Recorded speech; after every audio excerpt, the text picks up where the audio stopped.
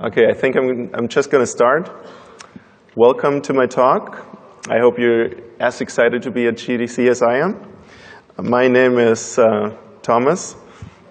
I'm a virtual reality consultant. I started with the gaming on the Atari 800 XL with my twin brother.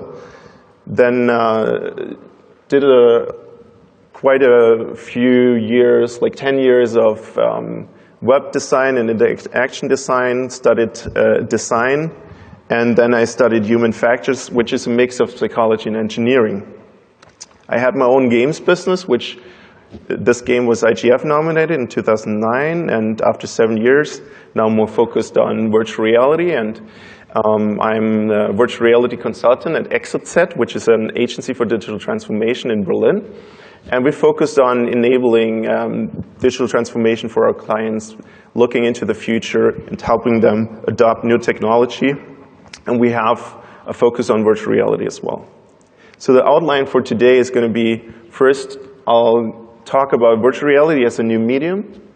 Then the main part is going to be about the psychology of virtual reality. I'm not going to go into super deep detail. I'm going to have some of the basics, some more in-depth stuff, but the purpose is more to inspire you to look at the different ways of research, the different aspects of psychology, and how it can help you with creating better experiences in virtual reality. Okay, who knows this movie? Oh, I would have expected more. So this is the arrival of a train by Brothers Lumiere. Although this is one of the first movies ever made, they already understood about framing since they knew it from photography. The impression of a train approaching you was a spectacular experience back then. But after all, the medium was more about manipulating time. They discovered that accidentally playing one of the movies backwards at one of their screenings, from then on they used it as an effect for their screenings. So that was kind of the first time they discovered what the power of the medium of movie has to offer. And then Georges Méliès, 1902, made this, A Trip to the Moon. And he's known as the inventor of stop motion. So he already used another method of extending or compressing time with movies. So he also discovered, or he used double exposure and some other tricks.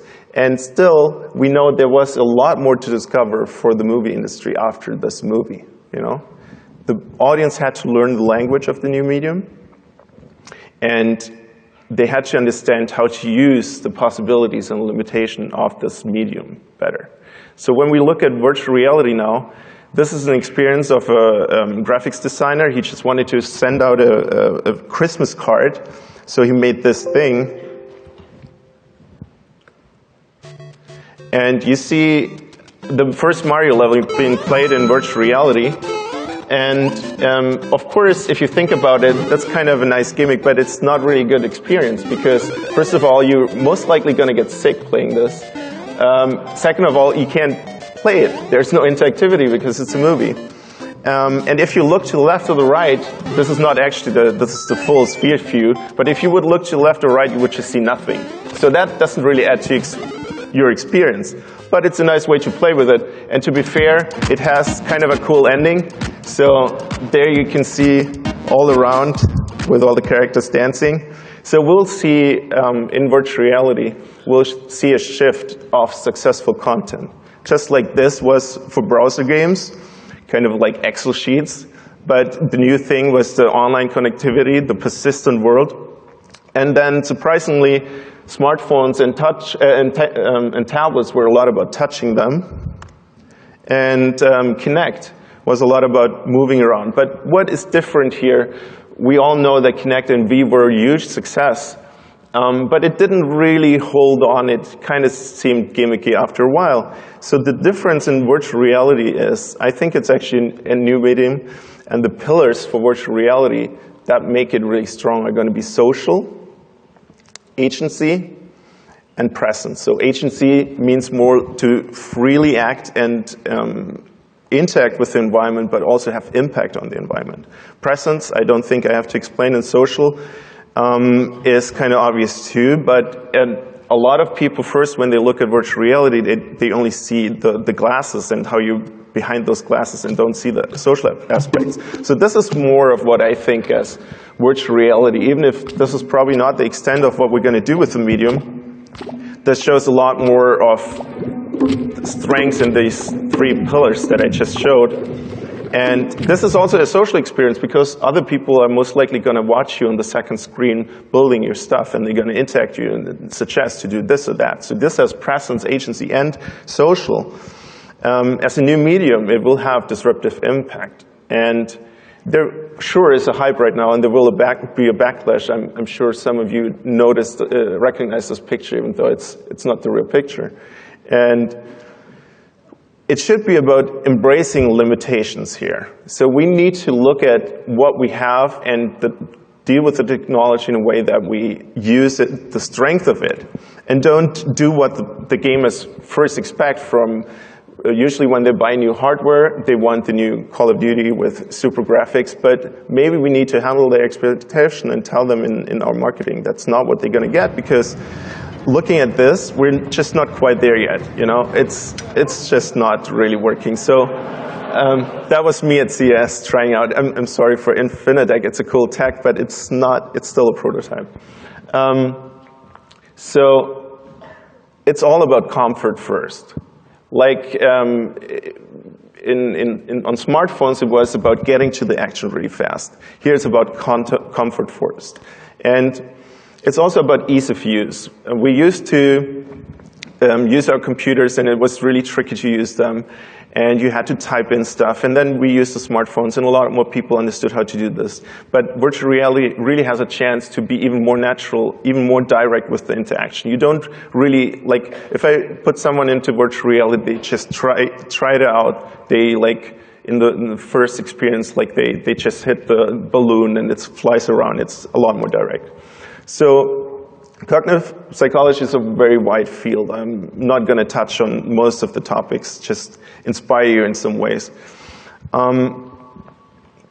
So there are different systems that are independent from each other, but at the same time highly connected. Perceptual for example, vision and auditive. The cognitive system that kind of processing that, and the motor system for executing stuff. And there has been a lot of research in that. Here you see from Kohler and Erisman a really old video, and what they did is they used inverted vision goggles, and after 10 days, you see on the right the video, after 10 days, he was so adapted to this twisted, inverted look that he could ride a bicycle without a problem. So we do have some adaptability in our brains. So they're looking at the layers of visual perception. There are different approaches of how you can deal with that. There's the bottom-up and the top-down ways of interpreting things. The top-down way is like if you have prior knowledge. Everyone can read the cat here, and that's an example for top-down because you already know the context, you already know these are words, so your brain is working downwards and saying, okay, the one time it's an H, the one time it's an A. This is an example, and I'm sure most of you remember that, where it works the other way, bottom up. Like we consciously try to see it different, but we can't, because some people see it this way, some people see it the other way. We can't influence how we see it, because our brain automatically subtracts kind of the assumed light situation that picture is taking in, and either sees it black and blue or white and gold. So we can use priming, which is more of the top-down way to influence our users. We can use optical illusions, which is more the bottom-up approach. Context matters for how we perceive things. So looking at foveated rendering, who of you know what foveated rendering means? Okay, quite a few don't. So in your eye, there's the retina that the light is falling onto, and the fovea is the center of the retina where your vision is the clearest. You can see really sharp. And this technology is being used So you only render the center of where you're looking at in a really high quality, but you really have to consider where your eyes are actually looking at, not just where your head is turning to. Because you really, as soon as your eye is moving, you need to render that part that you're actually putting attention on. And Jesse Schell just predicted 2020 this will be a thing, and 2025 it will be usable, but it's actually working right now. So. What you see here is an Hermann Gitter, and if you're trying to focus on the white spots, you're going to see some of the surrounding ones being black. But as soon as you try to focus on the black ones, they turn white. And that's another example of how your peripheral vision and your central or your foveal vision is different. And that's because there are a lot of cells connected in unique ways in our eyes. And actually, by activating something, the surrounding cells can be inhibited or deactivated. And that's why we see black, even though it's white at that point. Another example of that is this example of an optic illusion, and you probably all know that, but even though the central fields have the same exact color, you see it different. You perceive the one to be darker than the other. And that's another example of how, and that's because of receptive fields, where we have 120 million rods and 6 million cones in our eyes, but only 1 million ganglion cells, which they're kind of merging onto. So, and in the center, the ratio is a lot different than in the peripheral vision. So there is no real pixel resolution in the eye. And we have to remember that foveal and peripheral vision works very differently. So looking at spatial perception as a new chapter now. All this VR is about really 3D vision. But really, you can only see stereoscopic or 3D like 6 meters ahead of you. And you also, in your peripheral vision, you don't really see that. Also, you have to consider that 20 to 30% have actually problems with seeing stereoscopic, and 6 to 8% are actually blind to this. So you have to consider that when you're creating stuff for that. But luckily, there are monocular depth cues, which we're using all the time. When we're looking at pictures, when we're looking at TV, we're still interpreting the scene by cues that we're getting, and that also work with one eye. That's why they call it monocular. For example, there's familiar size, and this example will only work for Americans or people familiar with American money, but it will seem that the dime is closer to you than the quarter because they're displayed in the same size, but you know that the quarter is actually larger than the dime. And there are other monocular depth cues. I'm not going to go into the details right now. So there have been studies about the effectiveness or effectivity of depth cues. And if you compare those, accommodation conversions only work really, really close to your vision. And some of those, like aerial perspective, only work when something's really far of you. You can actually use those things. For example, texture gradient is another monocular cue, and it's really important to have that. If you have a really homogenic light and color in your vision, it's really hard for the eye to still have a separated left and right eye. I'll explain that with the next slide. What you see here are corresponding retinal points. So A and A are both in both eyes. They're the corresponding points. And if you look at this more complicated picture, if you focus on A, then everything on the green line, the so-called horopter, which isn't really a line but more like a surface in space, everything on that will be on corresponding retinal points in your two eyeballs. Everything else that's in front of it, like B and C, will be on different retinal points. And that's actually how we perceive the depth, by having different images on both eyeballs or retinas. And that has a huge impact. So, for example, if we look at the interpupillar distance or virtual eye separation, depending on if you're looking at the human or the computer-generated view, then just changing that or not adapting it to the actual interpupillar distance of the user means that the perceived scene is going to be either bigger or smaller than you think it should be, you know, which is also called gigantism and Lilliputism. So you can actually, that can be wrong, like it seems like everyone is smaller than they should be. The same thing happens when you're going further away from your stereoscopic TV. If you go further away, the depth stretches, but everything seems smaller. And in virtual reality, we are actually adjusting for that with head tracking and everything like that. So but you can also use that for your games. You can use Lilliputism to make like a board game experience seem more like a board game experience by purposely changing the virtual eye separation, for example. And there has been quite some research into depth perception in virtual reality. And it's in a way that in virtual reality, you underestimate distances up to 50%.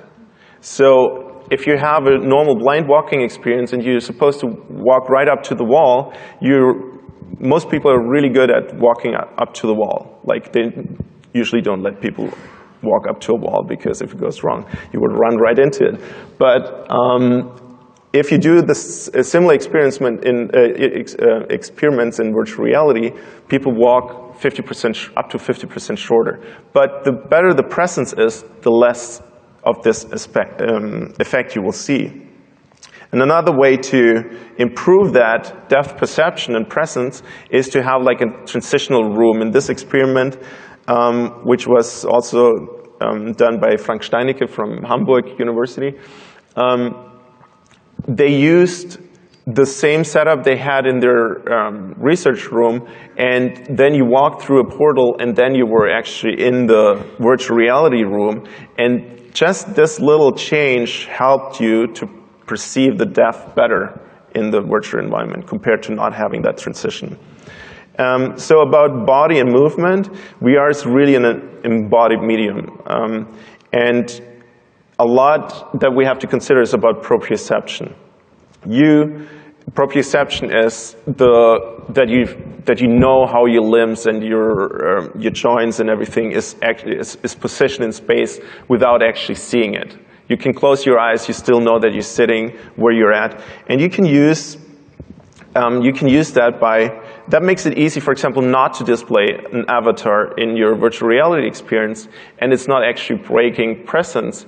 It's breaking presence less than if you would see a wrong visualization of your body.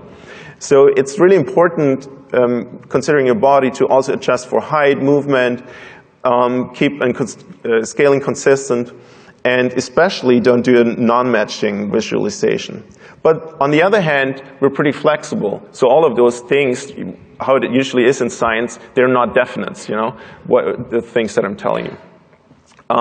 So there has been research about the flexibility, or the so-called homuncular flexibility in virtual reality. This has been done at Stanford University, for example. And just looking at the left example, usually you would use your hands a lot more doing an activity like popping balloons or something like that. And they switched that when you moved your hands, you would actually move your feet. And if you moved your feet, you would move your virtual hands. And that made you use your feet a lot more, because in VR, you were, by moving your feet, in VR you were using your hands, and you're used to that. And just that example shows how flexible we are with adopting different kinds of movement. I'll leave it up to you to look at the second example, which is also a cool thing to do. Another experiment done by Microsoft Research here was, so they started the setup with having 3 cubes in front of you. Like in the real world, you saw 3 cubes. Then you got your HMD on, and then they removed 2 of the cubes, so you only have 1 cube in front of you. And by warping the vision, they could still give you the impression that in virtual reality you're grabbing for different objects, but you actually keep grabbing the same cube in reality. And they didn't notice. until they were told afterwards. So you have a lot bigger sense of space in arm's length that has to do with how the motor cortex is connected to your other parts of the brain. And another tip would be include sound that your body makes. A lot of people don't think about that. Like if you sit down on a couch, that makes a certain sound, so maybe you want to include that, you know? And use haptic feedback as much as you can. So looking at the proprioception, the vestibular system, and the optical system, they all work together. And if they don't match up, you feel out of balance and you feel dizziness. I'm sure you heard about that before here. That's the simulator sickness that's being caused here. And there's actually a questionnaire that helps you assess that. You can use that. You can even download it. And it's really helpful to use that for your virtual reality experience. Like if you put other users in it, just make them fill out this questionnaire to actually get a feeling for how dizzy they felt. So the usual, you probably heard those before, don't accelerate the camera, like under no circumstances, just don't do it. Keep the horizon aligned and don't take away the head orientation control. So looking at the different kind of experiences, we really have to accustom and work with this simulator sickness for each of the different setups. They all have their strengths and weaknesses, and the more complex they become, like the Void or HTC Vive, the more presence you can create. But you still have to make sure that you're not making the same mistakes over and over, and that would be making your users sick. Because if you make your users sick, then they just don't want to ever try virtual reality again. And I already heard a lot of people say that. So if you put someone into this, you would expect them to get sick, right? But if you put them in this with an HMD on and sync the actual impressions, then they won't get sick instead of getting sick in virtual reality, because you're using gravity to simulate other forces. So if you're turning to the left, this thing would actually turn to the right to simulate the force pulling you outside, okay? And using something like this, you can get pretty crazy, actually do some roller coaster stuff, and people don't get sick.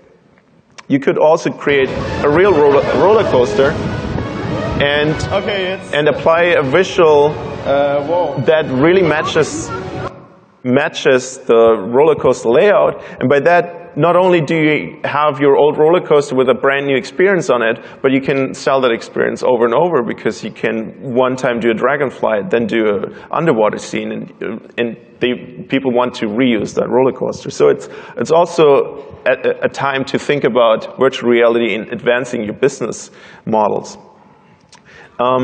There has been a lot of research into this. There's a typo.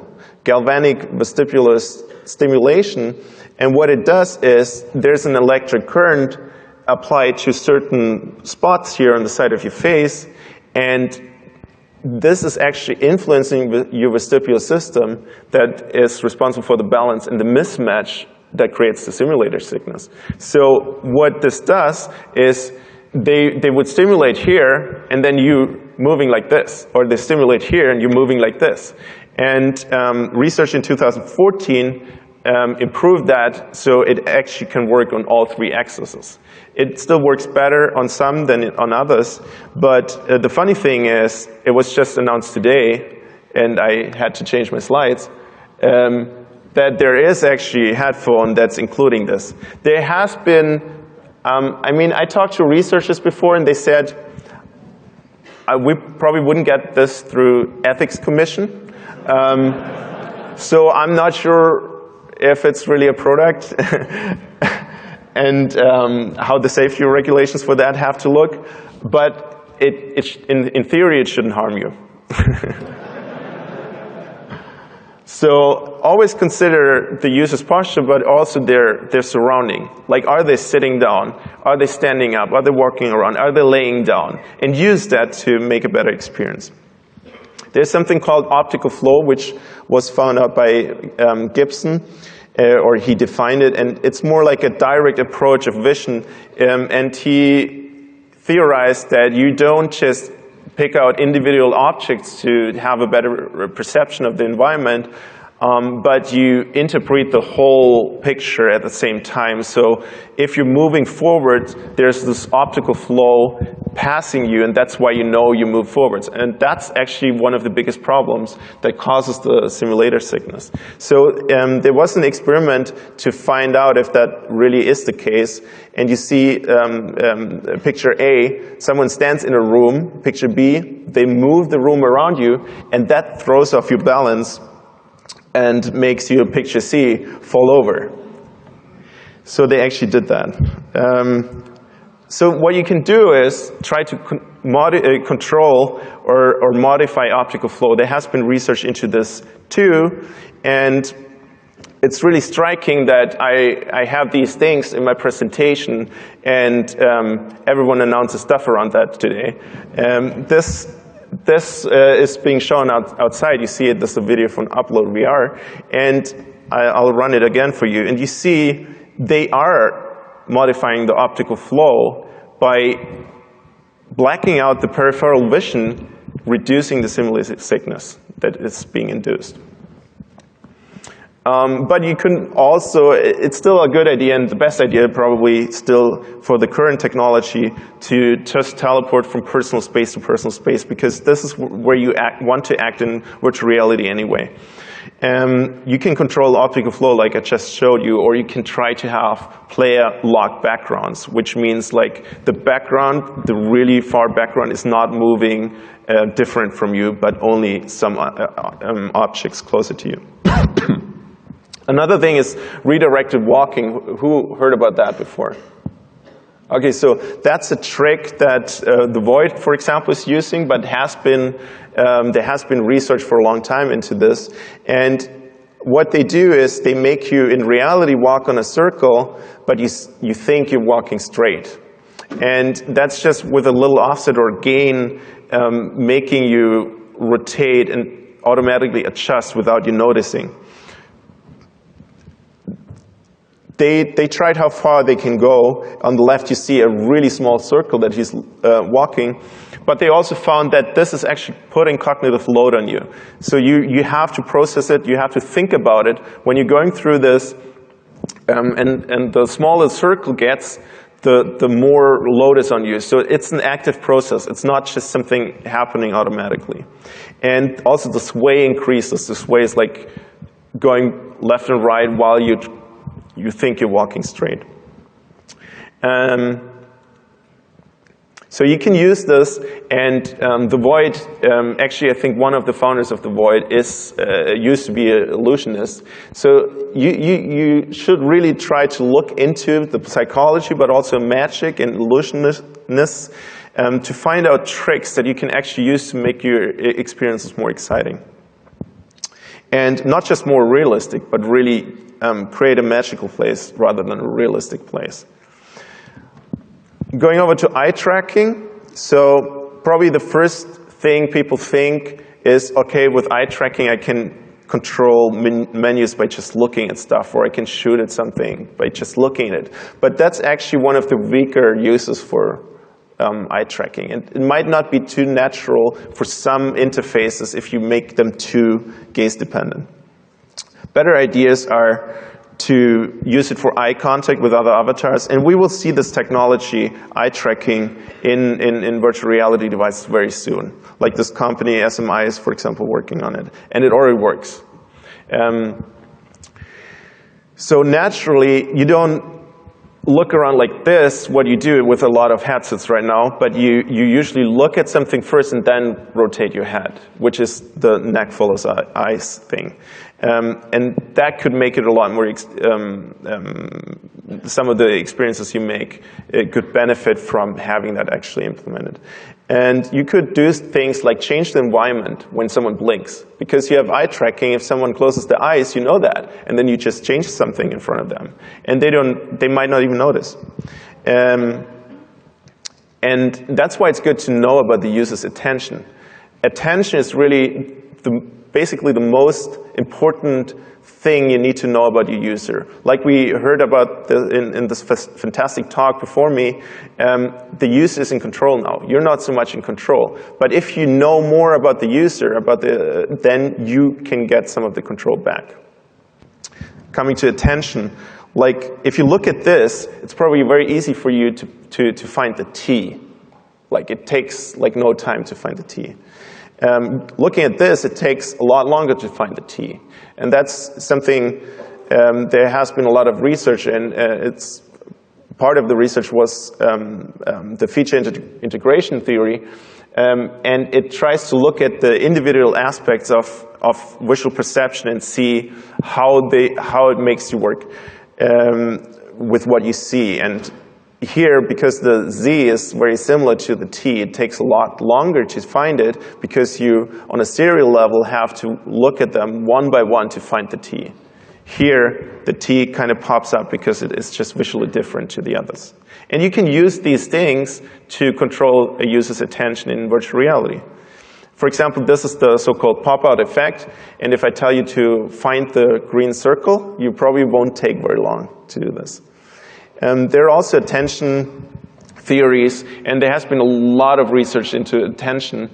And for example, from Wickens, the theory of multiple resources, which is a hint at how you can use or how you should be looking at different attention levels or resources when you, for example, combining multi-sensory cues, like an auditive cue combined with a visual cue. They might, if it's spatial, they use the same resources. If it's vocal, they use it might use the same resources, but it goes pretty well along using both at the same time.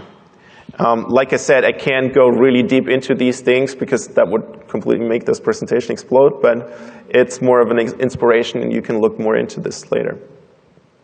So uniqueness, detail, and contrast can really draw the attention of the user and make sure to use multisensory cues. Okay, I don't know who of you knows this.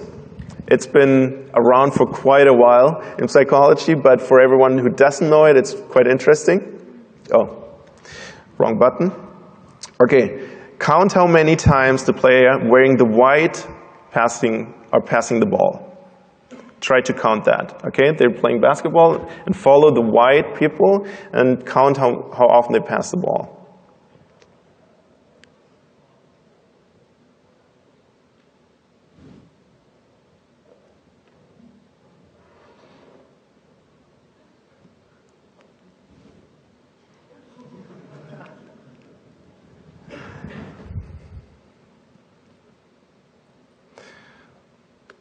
Okay, so who saw the gorilla? Raise your hands. It was quite a lot of people. Probably a lot of you already know this thing. Who already knew it? So, but still, at least half or more of the people didn't see the gorilla walking through, but I can guarantee you there was a gorilla. And this is called inattentional blindness because you're putting your attention onto something else and then you don't see something changing. But did anyone notice something else? The background changed colors. So even the people that knew about this, I tried to find a video that combines both. So I even tricked you because if you compare the beginning and the end of the video, there's something called change blindness, and if something goes really, really slow, you might not notice the change. In the beginning, the curtain in the background was red, and in the end, it's yellow or orange. So there has been just another example for attention because I think it's a pretty important subject. There has been research into reflexive compared to voluntary orientation of visual attention. So in this experiment, first you were presented with a target, which is the T in the center. Then there could be, it wasn't always, but there could be a central cue, meaning where you look at, because you're first supposed to look at the target. And this is indicating or not indicating where the target will be. So this is indicating the target will pop up in the top right. But there is also a peripheral cue, which is a flashing light, a flashing highlight of one of the surrounding cubes. And what the research, and then the target is presented. And what the research found is that depending on the timing, it's a little more complicated, but depending on the timing, the peripheral cue is always overriding the central cue. Not always, but looking at the statistics, it's a lot more likely that the user follows the blinking peripheral cue, because it's something you can't really ignore as much. You know, you can, your actual attention can try to focus, and if something really pops up in the peripheral vision, that's why in the periphery it's good to use blinking stuff to catch attention, then you can't really ignore it, because it's a reflexive orientation, which has to do with a lot with the fight and flight mechanism. So looking at one of the examples that we created, here at the bottom you have like a haptic feedback. We have different, this is a rally race, and we have different undergrounds that you're racing on, and depending on if you're on ice or gravel, you get different feedback, and you're using those gear VR, and I'll show you this presentation quick. And nice to meet you. This is actually how the presentation started. So, and you might have noticed, and I keep telling you, we used quite a lot of those aspects in just a few first seconds of this presentation. First of all, there's a pretty isolated background, or a pretty even background, and then the blue line comes in, and you automatically follow this blue line. And people trying virtual reality for the first time, they don't know what to do. They don't know that they should look around. So the first thing we want to do is make them look around. So they follow the line, and then they see text. When you see text, you always want to read text, so you stay on this orientation. Then he starts talking, so you turn even more, using a multisensory cue. And then he starts looking forward again, and that makes you follow his look forward again. And another thing that we used is, for example, put the passenger pretty far back in the seat, because that controls the optical flow, because the window to the outside world gets smaller. And that reduces motion sickness. And also, you can see that when it starts, we don't have an acceleration phase, we're right at speed. And that's, again, to prevent simulator sickness. It's still pretty tricky because you're still moving left and right, which you can't really avoid when you're a rally racer. But these tricks helped that no one really felt sick in the 1 minute this presentation lasted. So you can control the attention with a lot of cool stuff, and you can really look more into the research of that. So next, I'll talk about interaction or interacting. And a few years back, I worked on this integrated model of interaction, which is more generally for game design. But what you see here is mostly not from me, but from Don Norman. And I integrated a lot of psychological models into one bigger kind of cheat sheet. You can find it on this URL and look at more of the stuff. But what is displayed here is that on the one hand, there's the designer, on the other hand, side, there's the player, and you want to create an experience, but you can only create that experience through the game. So you always, and the player has a specific way of seeing this game. So he has a cognitive model of the game. He tries to understand that game. And while designing the game, you really have to put a conceptual model of the cognitive model of the player of the game into your head to try to understand what the player is doing and why he's doing it. And in virtual reality, what we do even more is remove the interface between the game and the player. So more than in traditional gaming, the interface fades to the back. So this is getting even more important, understanding the player and why he's behaving a certain way. So you need to put yourself into the user perspective. You should use natural and direct interaction, and you should bring the interaction to the user to not have them get simulator fatigue, which means that you're doing the same actions all the time without any sense, and you have to walk, and that might be too much for the user. This is another view of the model, but that's way too much to explain right now. So I'll give you just this aspect of it, and that's kind of visualizing. At the top you have the knowledge, everything that the player knows about the world, about himself, about life. And there's this term, in this slide I call it awareness, about how reality works. And the player tries to project that on a game, especially if it's being presented very realistic. He projects all his assumptions about reality, also takes it with him into the game. So you have to know that the more realistic you display something, the more realism the player accepts from the game. But luckily there's also comprehension of rules, meaning that the player understands that this is a game or this is an experience, and you can teach him what to do and what not to do. So if you make it very clear to the player with affordances or other things, what he can do and what he cannot do, this might help. But still, you really have to think about what kind of level of awareness or comprehension or insight the user is on for every single aspect of what you put in the game. And insight is the level that I call when you really understand the game as a system, meaning you're using cheats. You know that you can look behind the wall even if you're not supposed to. So the player understands the system on an even deeper level that he's not really supposed to get into. But always you need also the ability to perceive and ability to execute to do anything in the world. So we also have to see what abilities we give them, and the users, and it has to kind of match what they perceive in the world. This is an example where our knowledge of reality kind of applies to virtual reality too, and there has been a lot of research going into perceiving time, and when you do a lot of stuff, this time seems to fly faster.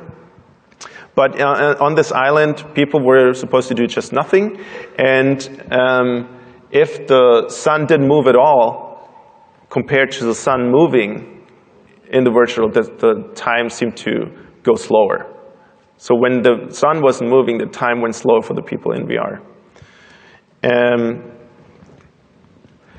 Another part of the model for interaction is quite important too, and that's, again, Don Norman's 7 stages of action being integrated in this model.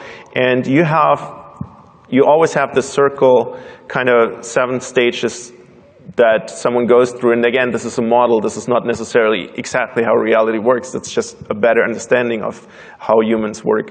And there's the visceral level, which is like the embodied level. You perceive something, you execute something. If it's just on this level, it's kind of reflexive, with like what I told you about the attention being grabbed in the periphery by blinking. If it's on a behavioral level, it's something you might have overlearned, like cycling.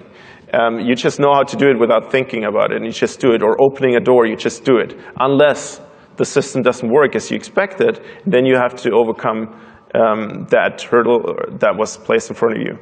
And there's the reflective layer.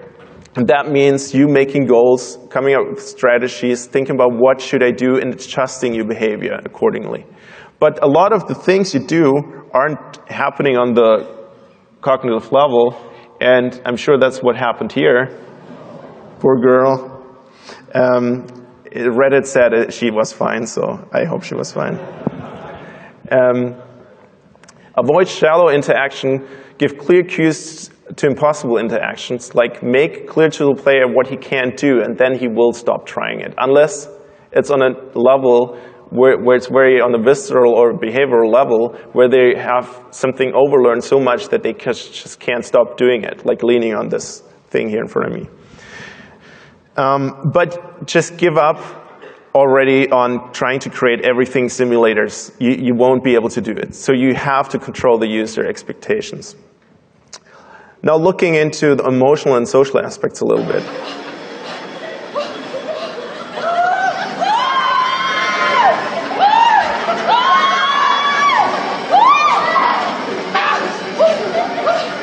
So is this really how we want to look when using virtual reality? There are a lot of users afraid of messy hair and looking stupid, and we have to overcome it, and that's not the best way to do it. So another thing is you should really onboard people easily, also within the experience. You know, they have to have a moment where they can just establish where they are, where they can look around, rather than being throwing experiences at right from the start without being able to feel comfortable first. But you should also try to reduce the feeling of isolation. And there was a lot of research actually in identity and anonymity in the online world. But this, just for an example, there were two avatars, and you were one of the avatars, and you were supposed to just engage to someone else. And the more attractive the other avatar was, the closer you would get and the more information you would share. So knowing these things, you can obviously, again, manipulate a lot of how the user will act or react, but that's also an issue when you're creating online worlds that you have to consider. Also, like the presence in an online world, if someone just gets really close to you or puts like their hand through your face, that's something you can't do or you wouldn't do in reality, but you can do in virtual reality. So creating social experience in virtual reality, you also have to think about these things, you know, and how can you prevent them? How can you prevent someone intimidating someone else? And there's this great book from Scott McCloud. I'm sure a lot of the game designers here know it, Understanding Comics. And it goes in a lot of detail about why sometimes it's better to use abstraction compared to realism. And I think a lot of that is true, especially at the current state of technology that we are in for virtual reality. So sometimes it's better to see yourself in something that's more abstract compared to something that's very realistic, especially if it doesn't match your actual appearance. So think about identity and anonymity. How can you use it for your virtual reality experience? Avoid the uncanny valley of visuals, but also of behavior. There can be an uncanny valley of behavior as well. And abstraction can be better than faulty details. This, I'm sure most of you also know. And this is another example of the strength of virtual reality. We will have, through the presence, the potential for a lot more emotional impact, because a character can actually follow your look, it can focus on you, it can interact with you, which is a whole different thing than just a movie happening in front of you. Given that movies are very, very good at manipulating your emotions, I mean, I'm sure everyone here cried before when they watched a movie, this can take it on a whole different level, but you have to use different methods of doing it.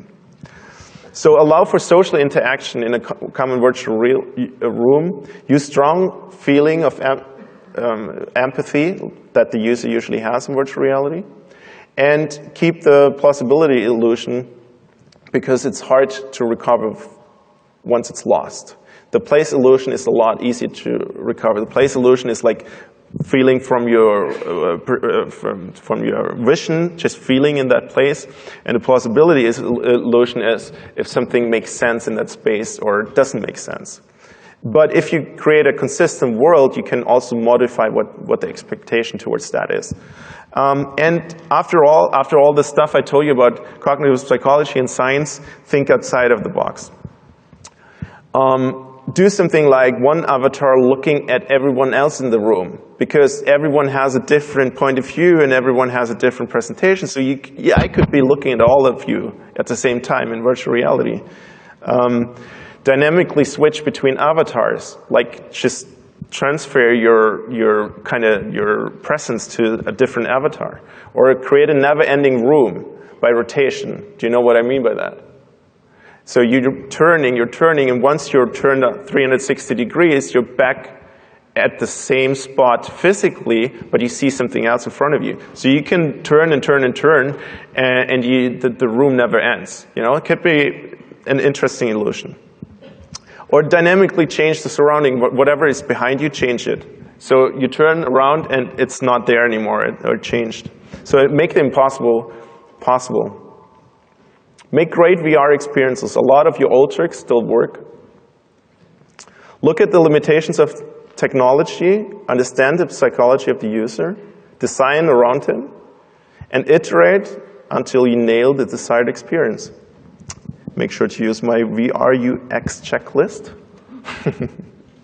And focus on what this medium is actually about: social agency and presence.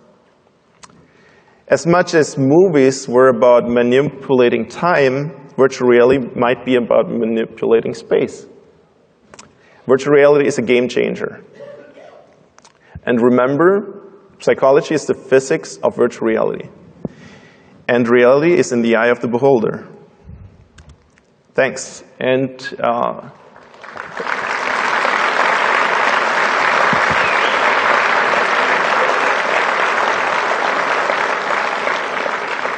now to the Q&A, if we still have time. How much time do we have left? 10 minutes, I think. Any questions?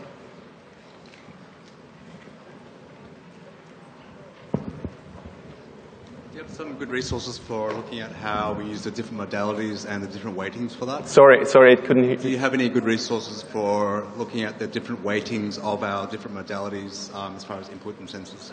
So, I'm sorry, I still couldn't. Could you get a little closer to the mic? Yeah. Do you have any reference material that we could look at regarding how our brains weight the different inputs and modalities of yeah, I mean, in the presentations, I gave a lot of the sources. You can start there.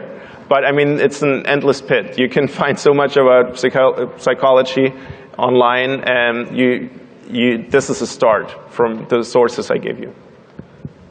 Do you have any particular pointers for guiding user attention through the 360 stereo space?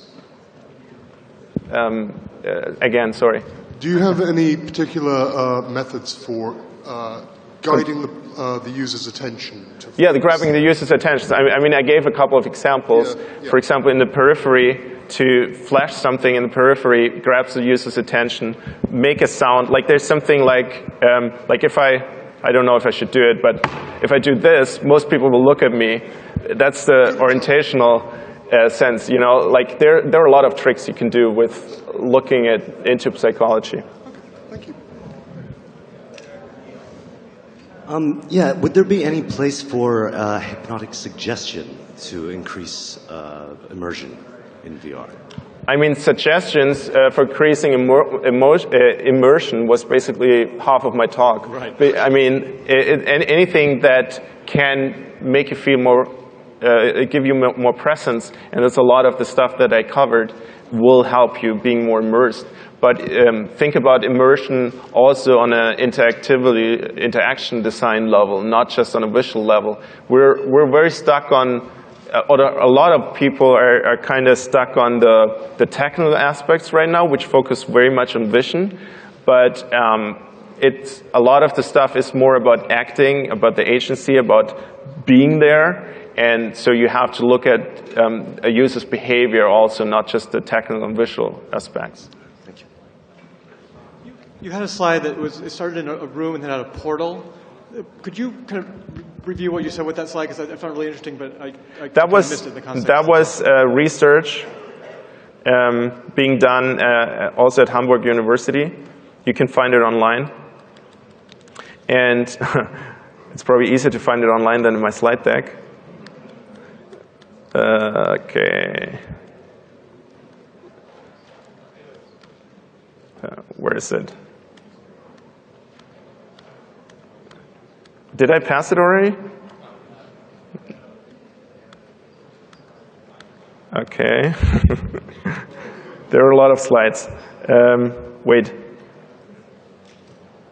The portal. I think I passed it, right?